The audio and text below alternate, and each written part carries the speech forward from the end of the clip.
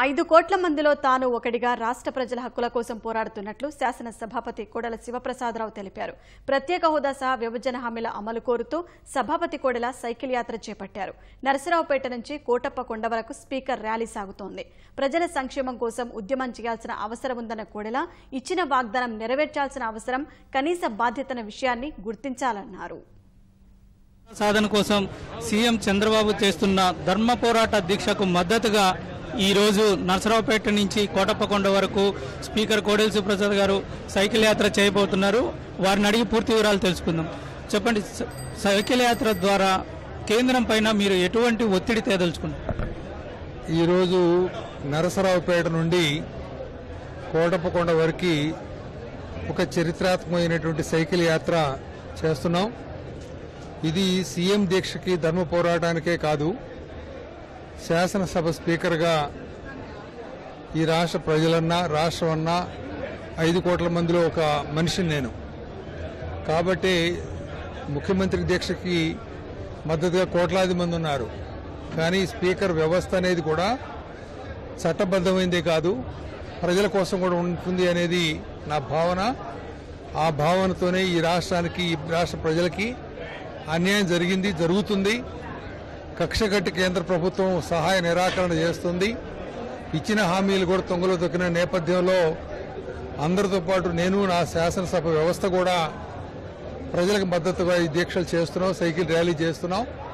దీనితోనే కొంత మార్పు వచ్చి ఇచ్చిన వాగ్దానాలు నిలబెట్టుకోవడానికి కేంద్ర ప్రభుత్వం ప్రయత్నిస్తుందనే ఆశ.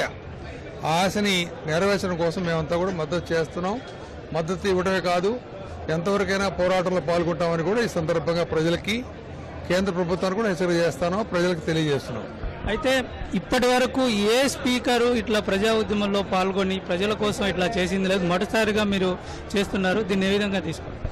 అంటే స్పీకర్ వ్యవస్థ అనేది రాజ్యాంగబద్ధమైనటువంటి వ్యవస్థ. కొన్ని పరిధులు ఉంటాయి, కానీ చట్టబద్ధమైన రాజ్యాంగబద్ధమైన విధులతో పాటు సామాజిక సాంఘిక బాధ్యత కూడా ఉంటుంది స్పీకర్కి. 5 కోట్ల మంది ఆరాటపడుతున్నప్పుడు, పోరాటం చేస్తున్నప్పుడు, అన్యాయం జరుగుతుందని ఆక్రోశం చేస్తున్నప్పుడు మిన్నకుండా ఉండిపోలేం. 5 కోట్ల మందిలో నేను ఒక్కడిని అనేది నా స్పష్టమైనటువంటి అవగాహన. దానికోసమే ప్రజల కోసం ఈ యొక్క ఆందోళన కావచ్చు, లేకపోతే ఒక కార్యక్రమం కావచ్చు తీసుకొని కేంద్రానికి స్పష్టంగా చెప్పాలి. రాజ్యాంగబద్ధమైన వ్యక్తులు, ప్రజలు అందరూ కూడా అధికారులతో సహా దీక్ష చేస్తున్నారంటే ఇది రాజకీయం కాదు, ప్రజల అవసరం, ఆక్రోశం అని గమనించితే న్యాయం జరుగుతుందని ఒక ఆశ.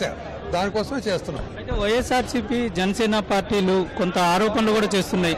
మేము ప్రారంభించిన తర్వాతే వీళ్ళు చేస్తున్నారు, అప్పటిదాకా ప్రత్యేక ప్యాకేజీ పైనే మొగ్గు చూపినటువంటి టీడీపీ ఇప్పుడు మేము ప్రారంభించిన తర్వాత చేస్తున్నారనేటువంటి ఒక ఆరోపణ ఉంది. రాజకీయ పార్టీల జోలికి నేను పోవడం లేదు. ఎవరు ముందు చేశారు, ఎవరైనా చేశారని ప్రజలు తెలుసుకుంటారు. నేను మాత్రం చట్టబద్ధమైనటువంటి పదవిలో ఉండి, రాజ్యాంగబద్ధమైన పదవిలో ఉండి ప్రజల కోసం మాత్రమే, ప్రజల కోసం మాత్రమే చేస్తున్నాను. ఫైనల్ గా చెప్పండి, ఈ ప్రెజర్ అనేటువంటిది కేంద్రం పైన ఇప్పుడు చేసే ఉద్యమాలు ప్రెజర్ అనేటువంటిది పడే అవకాశం ఉందంట? తప్పకుండా పడుతుంది, పడాలనే మా కోరిక. ఎందుకంటే ఇచ్చిన వాగ్దానం నెరవేర్చడం అనేది కనీస బాధ్యత అధికారంలో ఉన్న వాళ్ళకి. అది లేకుండా ఏం చేస్తే ఏం చేసుకుంటారో చూద్దాం అనుకున్న వాళ్ళకి ఈ ఒత్తిడి ఉపయోగపడుతుంది, వాళ్ళు మనసు మారుతుంది. ఇది ప్రస్తుతం స్పీకర్ గారు చెబుతుంది. మొత్తం మీద ఖచ్చితంగా ఇటువంటి యాత్రల వల్ల, దీక్షల వల్ల కేంద్రం పైన ప్రెజర్ పెడుతుందని చెప్తున్నారు.